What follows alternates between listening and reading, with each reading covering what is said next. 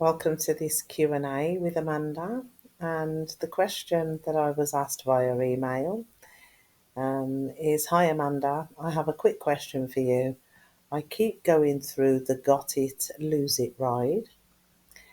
How would I be experiencing my life given the settled and unsettled feeling of not seeing my true nature? And this is from Larry, who is from the USA. Larry, thank you for the question. I guess what you are asking is how can you experience who and what you are in comparison to who you are not? Um, I've chosen to use an illustration of an ocean to answer this question.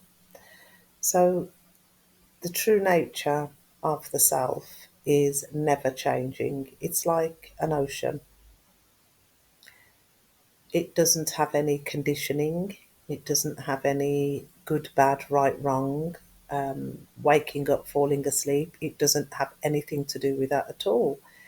And the only way that we can know the true nature of consciousness, the true nature of who we are, is by recognition. First of all, we recognize that there is a sense of existence. I say to you, do you exist? You say yes. It's the most obvious question.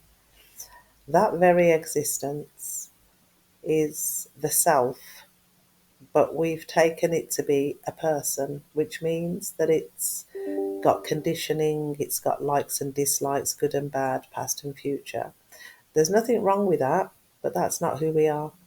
It's also likened to the space that fills the whole planet. If we look outside of a window, we see what we call air or space, and we see trees, other buildings, other people, animals, grass, all sorts of things arise in that environment. But the environment itself doesn't change. It's not good, it's not bad. It doesn't matter what takes place. The environment will be the environment, and it's that still space. So, using an ocean is a good illustration to explain your true nature and then the human experience. So, this ocean represents your true nature or our true nature. These ice cubes are going to represent the human experience. And I've chosen ice cubes because ice cubes are water solidified, but they're still water, but they've changed form, they've changed vibration. So that's the ever changing, the ice cubes. They are always changing. And in this illustration, I'm just going to call the ice cubes human one, human two, and human three. So those are three human experiences that are always changing, that can have the narration of got it, lose it, past, future, what shall I do tomorrow, what they can do all of that, and that is never ending. That is the realm where we experience dualism. I'm here, you're there. I'm asleep, you're awake. You can show me how to wake up. I can show you how to wake up. I'm a teacher, you're a student. You can do what you want in these human realms, but it has no bearing on the ocean, which is ever present and ever still. So, staying with this illustration, what this ice is required to do, because it's made of the same essence. Ice is water solidified. The ocean is water, which is just water, have nothing added to it. The ice, which is the human experience, turns away from the other human experiences and looks at its true nature, which is the ocean. When the ice repent means to turn the attention away from the external world. And that external world is made up of thoughts and feelings and an environment which appears outside of a human body. So everything that is in front of the eyes is the external world. So a practice, a pointing, a guide is to turn the eyes and look backwards. It's as if you've got a pair of eyes that can go back and back and just keep going back. If that's too big of a jump, I would suggest that you focus on something like the breath, because the breath has got no past and no future and it doesn't change. It's the one of the most stable experiences that doesn't change is breathing. And just by focusing on the breath, not trying to control it, not making it slower than what it is or faster, just watch it. Pay attention to the breath, which apparently quietens the mind. What's really happened is attention's been taken out of the mental body where there can be mental activity, thoughts, pictures.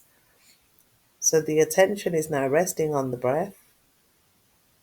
Once the attention has settled, once it's no longer plugged into the mental body, the attention can now stop breath watching and turn and rest back and back and back and back. Now the attention is recognizing its true nature, and as it recognizes its true nature, it's no longer attention, it's alert seeing, which is effortless and restful, takes no effort. So it's like the experience of returning to source. The ice begins to melt. And when that ice, which is the attention, the one that has the human experience, when that keeps looking and looking and looking at its true nature, it starts to melt, and the experience is no more of a separate object. So to summarize, we cannot lose who we are, nor can we find it, but we can have the experience. And to do that, we must assume ourselves to be that which is likened to an ice cube. We must become a solid form and fully identify as that and ignore the ocean which we are in and which we come from. When we feel that the world cannot give us happiness, the world becomes painful, we stop. We start to ask the question, who am I? What am I doing here? What's life all about? And those questions is the very waking up experience of the ice cube. The ice cube is now realizing that something's not right, something doesn't feel right. So it stops. And all that ice cube needs to do, which is part of the ocean, it's just a fragmented part of the ocean, but it is still made of the same essence of the ocean. All it needs to do is recognize its very existence. And through that recognition, recognize the nature of presence.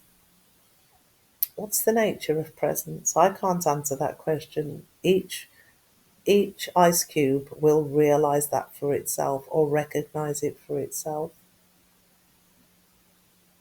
And although we can't give the ice cube or the ocean a name because it's just water which is transparent and never changes, it's also to recognize that the true nature of that very existence, of that very presence, is awareness.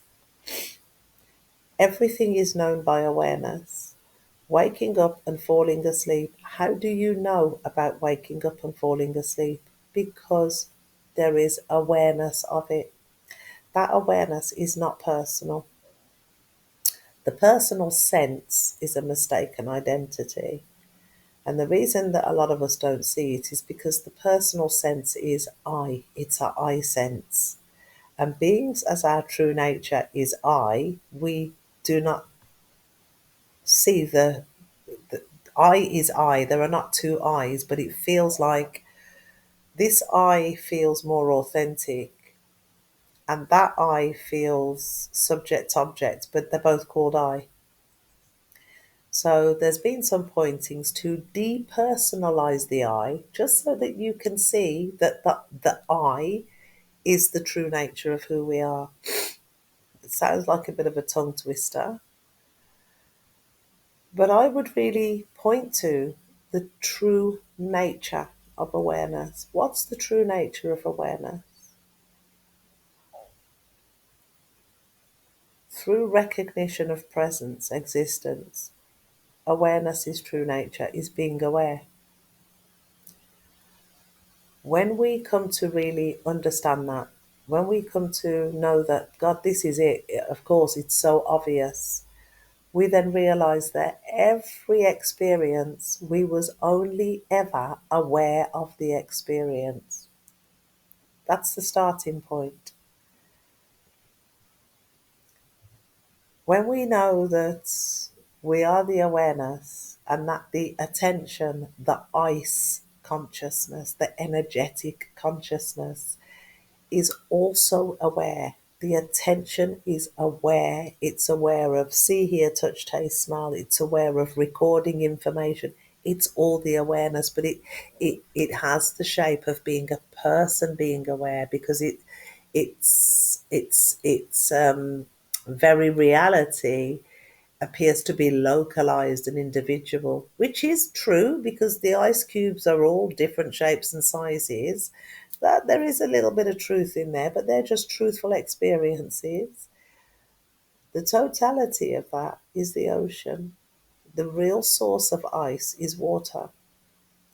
And so, what the ice cube is required to do for a short period, as a little guide, as a little practice, so that you can see this for yourself, is to turn away from all the other ice cube experiences that it sees in the 3D world.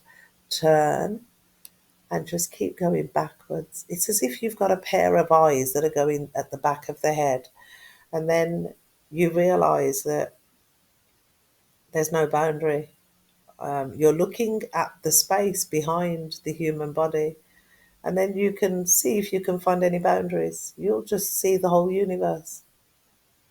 And it's through that, and it's through understanding that everything is available to be experienced. But the truth is to know thyself. Know that you are the ocean. And for a short period, you had an experience of being an ice cube. And you can still have that experience. It doesn't have to be taken away, but it is to know the true nature of the ocean and the true nature of the ice cube. And by knowing that, you are knowing thyself. Many of us take different paths. Some of us take the progressive path, and some of us take the direct path, and some of us do both. It doesn't matter because the ice cube is always going to be the ice cube, and the water is always going to be the water. And eventually, the ice cube will melt and return to its natural essence. So I hope this helps, Larry. The truth of who you are is not the one that wakes up and falls asleep. That's the ice cube. Um, it's always useful to know and understand that there are two kingdoms playing out at the same time.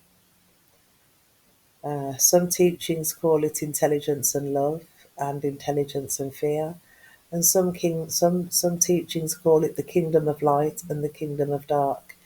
They are nothing to do with each other. They're not in opposition to each other. They're not fighting each other. One's not good and one's bad. It is a bit like Genesis chapter 1, the Garden of Eden, when the ocean created the iceberg, when God created man in his image, he said, here's the garden, eat anything you want. Eat from any of those trees. And then he pointed and said, but you see that tree there? That's the tree of the recognition of the knowledge of good and evil. The day that you eat from that tree, you will die. Of course, in the in the Bible, Adam and Eve ate from the tree and they lived until they was over 900 years old. So that the death was not, loss of breath, death. It was more everything will become, um, every experience will not be from that place of aliveness. It'll be mundane. It'll be push and pull. It will be efforts. It will be past and future. That's what the Bible signified as death.